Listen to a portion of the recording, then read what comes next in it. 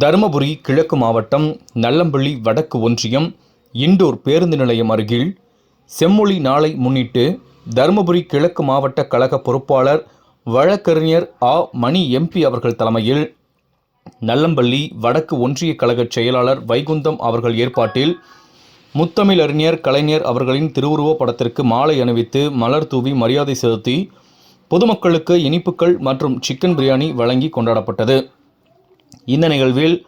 முன்னாள் தருமபுரி கிழக்கு மாவட்ட கழக செயலாளர் தடங்கம் சுப்பிரமணி, எக்ஸ்-எம்எல்ஏ, மாவட்ட அவைத்தலைவர் செல்வராஜ், மாவட்ட கழக பொருளாளர் தங்கமணி, தருமபுரி மேற்கு ஒன்றிய கழக பொறுப்பாளர் NP பெரியண்ணன், மாவட்ட அணிகளின் அமைப்பாளர்கள், துணை அமைப்பாளர்கள்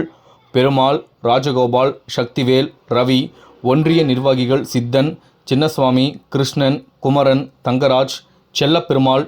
கன்னியப்பன், IT விங் பிரபாகரன், மாவட்ட மருத்துவர் அணி அமைப்பாளர் பெருமாள், மாது, காந்தி, சஞ்சீவகாந்தி, கவி, கோவிந்தராஜ், செந்தில், நீதிபதி, செந்தில், முனுசாமி, பரமசிவம், தேவராஜ், சின்ராஜ், மோகன், கண்ணதாசன், முனுசாமி, கேசவன், சதீஷ்குமார், நேசமணி, ஆனந்தன், மகளிரணி, ராணி மற்றும் கழக உடன்பிறப்புகள், பொதுமக்கள் என பலர் கலந்து கொண்டனர்.